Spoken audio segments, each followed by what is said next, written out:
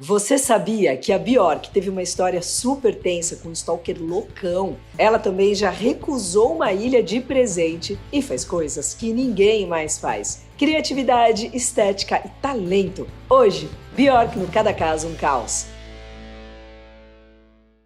Olá, eu sou a Luca, tô mega rouca aí, já deu pra perceber, né? Mas vamos que vamos, sou locutora da Rádio Rock, faço estágio em psicologia e por aqui a gente une esses universos, né? Música e psicologia, tudo feito com Rafa Bolo, da Pombo Produções, aê Rafa! E hoje tem a participação da belíssima, super fofa, querida, profissa, gente fina, a psicóloga Aline Carpigiani Ribeiro. A Björk nasceu no dia 21 de novembro de 65 na capital gelada da Islândia. Como os nomes são assim impronunciáveis, né, pela sequência de consoantes, eu vou chamar de o pai e a mãe. O pai era líder sindical e eletricista. A mãe, depois de ralar na função ali de dona de casa com o marido que não fazia nada em parceria, ficou de saco cheio e mandou ele passear, indo morar com a Björk, ainda bebezinha, assim, numa comunidade, abraçando um estilo de vida hippie, além de entrar de cabeça no ativismo feminista. Desde sempre, a música fez parte da vida da pequena Björk. Além de crescer com um padrasto que era guitarrista, ela morava com um monte de hippie cabeludo que passava o dia ouvindo Hendrix, sabe, nessa pegada. Quando ia pra casa do pai, ficava fritando nos jazz com ele e os avós. Com 5 aninhos, entrou na escola de música, tinha aula de piano, flauta, música clássica, enfim, um monte de coisa. Além de absorver tudo isso, ela curtia também fazer esse intercâmbio das tribos. Então ela levava o disco do Hendrix pro pai ouvir, de lá levava os discos de jazz para a escola de música. Desde pequena ela entendia a música como uma coisa só. Jazz, rock, clássico, não importa. Para ela era a mesma coisa. Durante um recital ali na escola, um professor gravou a Björkinha pititinha cantando e mandou a fita para uma rádio local que tinha um programa ali de talentos. Geral ficou assim de cara quando ouviu a voz da pequena e logo a voz dela estava percorrendo o país todo. Isso foi uma ponte ali, né, para que conseguisse a primeira canetada aos 11 aninhos de idade para gravar seu primeiro disco. Apesar do sucesso, né, que o disco fez, ela conta que não estava muito afim de fazer esse sucesso todo, não. A mãe que deu ali uma insistida. Segundo a Björk, ela falou: acho que ela não entendia o impacto que a fama podia ter no psicológico de uma criança, fecha aspas. Mas ela amava o estúdio, por ela ficava lá naquele lifestyle, nesse ambiente assim de estúdio, fazendo disco atrás de disco. Mas quando os figurões da gravadora quiseram fazer outro álbum, ela falou: não, eu quero tocar numa banda com a molecada da minha idade. E lá foi ela, maravilhosa, com seus 14 anos, montou uma banda punk com mais 3 meninas da escola e ela, tocava batera. E em paralelo compunha sons no piano, que comprou com a grana do disco. No ano seguinte, ela começou uma banda que misturava jazz com fusion, mostrando que desde muito jovem ela sabia trabalhar ali com vários tipos de som mesmo. Depois de formar ali na escola de música, ela então montou o Sugar Cubes, lembra? As paquitas geriátricas, aê time, vão lembrar, tinha aquele som Deus, lembra que fez maior sucesso? A Björk, com 20 anos, tinha acabado de ser mãe, bateu o pé e só aceitou fazer a tour se, pudesse levar com ela o filhote. E foi o que ela fez. A fita, que o segundo disco do Sugar Cubes deu uma flopada. E o rolê meio que tava indo pro downhill, assim, foi miando. Enquanto a Björk continuava a compor, não parou. E entrou ainda mais de cabeça no próprio som quando a banda acabou de vez, isso em 91. 2 anos depois, lançou o primeiro disco solo, Debut, que já chegou, assim, chutando a porta da geral, foi voadora no lustre. Chamou muita atenção, não só pelo som diferente de tudo, mas também pelos clipes, assim, maravilhosamente insanos, aquela voz docinha, né? Cheia de sentimento, tomou o coração da geral. O disco bateu platina nos Estados Unidos e a cada ano que passava, o sucesso vinha mais e mais. Mas assim, muito sucesso. Ganhou disco do ano, vários Brit Awards. Mas essa exposição assim gigantesca, né? Toque, cobra lá o preço. Em 96, ela passou um veneno absurdo no caso que ficou super famoso, né, do Ricardo Lopes, o Björk Stalker. Esse maninho aí, ele era obcecado por ela em 93 e desde então ele começou a escrever vários e vários diários relatando o amor por ela, porque assim, ele falava vários, que ele tinha se apaixonado pela figura que ela tinha de aparência e voz infantil. Bom, o cara era tipo muito louco assim nela. Em 96, ela começou a namorar o DJ Gold e isso deixou o Ricardo assim maluco de ciúme. Então os textos que ele fazia ali de amor viraram um monte de ataques racistas e xenofóbicos ao DJ.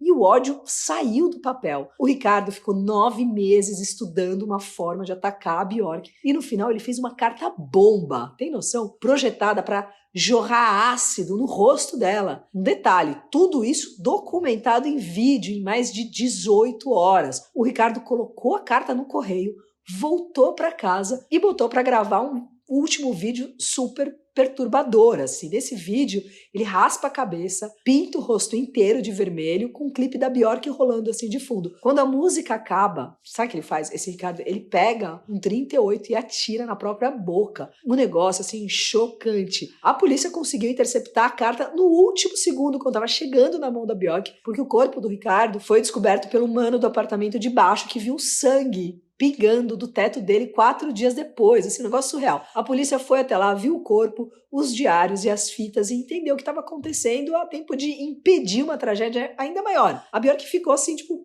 arrasada. Aí ela pegou o filho e foi passar um tempo na Espanha. Mas antes, ela mandou flores e uma nota pessoal para a família do Ricardo. Enquanto ela passava por esse estresse com o stalker, uma repórter também ficou exusando ela com ligações diárias. E quando ela encontrou essa jornalista na saída de um voo, assim, super cansativo e tal, ela meteu uns colados na mulher, assim. Depois ela fez até um repeteco parecido com um fotógrafo numa outra situação ali em 2008. Mas voltando, depois dessa session com o stalker, ela voltou a trabalhar e além da música, ela apavorou no cinema, né? Em 99, ela atuou naquele musical Dançando no Escuro, do Lars von Trier. Eu fui sozinha no cinema, né? Nessa época aí. Quando terminou, acendeu as luzes assim, se olhava, tava tipo, geral chorando. Eu assim, bom, ela mandou tão bem que levou o prêmio de melhor atriz no Festival de Cannes, foi indicada ao Oscar por melhor canção original. Foram vários prêmios entre indicações, vitórias, enfim, muita coisa. Apesar disso, né, no discurso ali, ela disse que não ia mais atuar e que o longa era o primeiro e último trabalho grande que ela ia fazer. 17 anos depois, ela falou o porquê disso, né, motivada ali pelo movimento Me Too. A Björk disse que o real motivo que afastou ela das telonas foi ter sido abusada sexualmente pelo diretor, o Lars von Trier. Ele ficava agarrando ela no set, ela falou que tipo, isso acontecia toda hora, tentava entrar de fininho no quarto, sabe assim? Ela manteve a decisão de se afastar do cinema até esse ano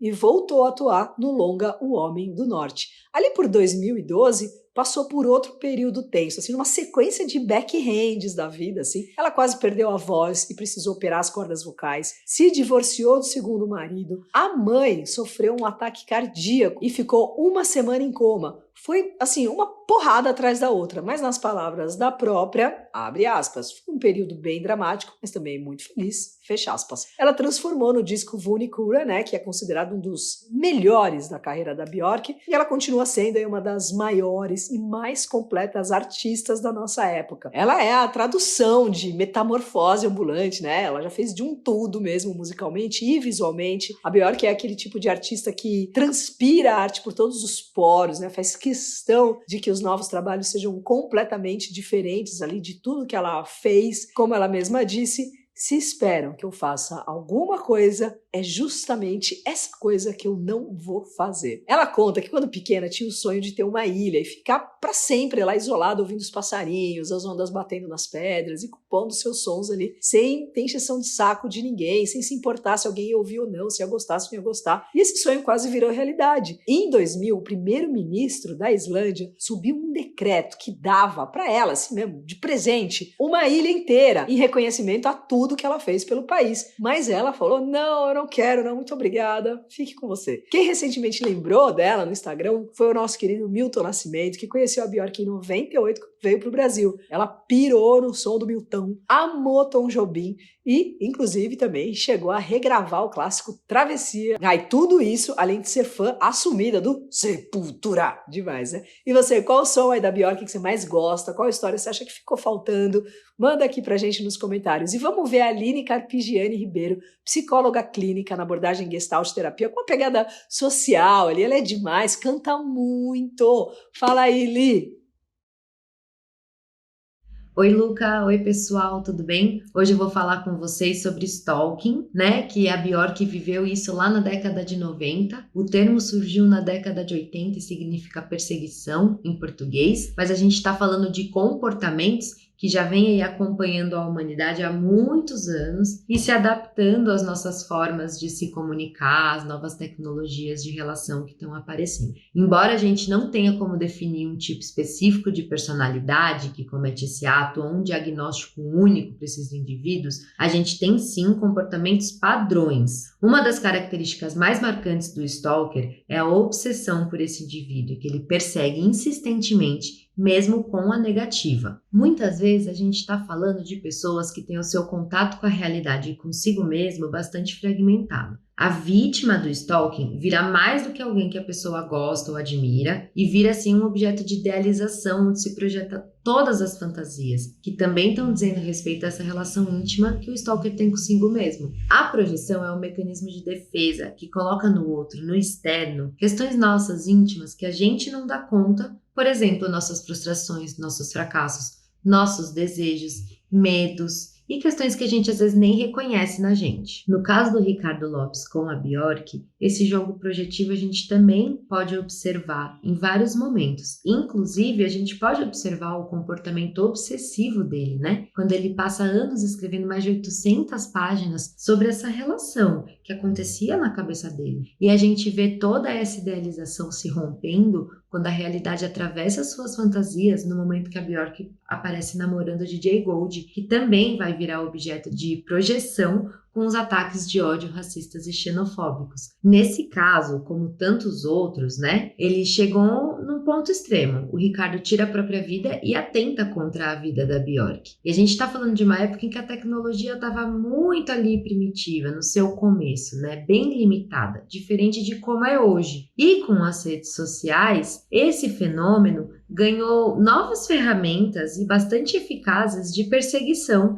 e colocou todos nós vulneráveis. É importante dizer que, diante dessa realidade, em 2021, aqui no Brasil, stalking virou crime de importunação constante e assédio. E da cadeia? E assim como a Bjork, no movimento de autocuidado, se reserva lá na Espanha, como a Luca disse, né? A vítima de stalking precisa de ajuda e legitimação dessas angústias que esse tipo de vivência gera, porque pode levar a estresse pós-traumático, ansiedade, sentimento de perseguição, depressão, além de colocar essa pessoa muitas vezes em risco de vida. E é muito importante buscar a ajuda de um profissional e fortalecer a rede de apoio de amigos e familiares para que a vítima do stalking tenha relações seguras que ajudem a passar por isso. E saber que denunciar é uma opção. Gente, é isso. Muito obrigada. Obrigada, Luca. Espero que a gente se veja em breve. Beijos. Valeu, Aline querida. E valeu você que assistiu até aqui. Curte música, biografia e psicologia? Então você pode ser membro do canal. E claro, o que mais ajuda também é você compartilhar esse vídeo, curtir, comentar, manda por WhatsApp, enfim, aquele pacote completo. E me segue no Insta, Luca89FM. Valeu demais. Até semana que vem.